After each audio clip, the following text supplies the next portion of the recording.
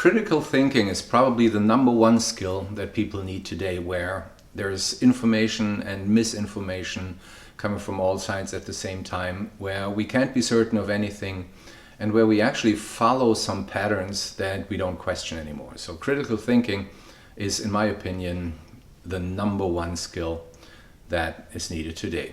So the question is, how do I actually get towards critical thinking?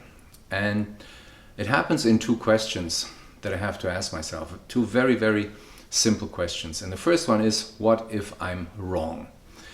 If I'm absolutely convinced of something, then I don't question myself anymore.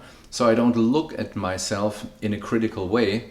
And if I'm most certain of something, it shows that I should question myself the most, because the more certain I am, the less I ask myself, what if I'm wrong? And critical thinking comes from looking from all sides. So the first question to ask is, what if I'm wrong?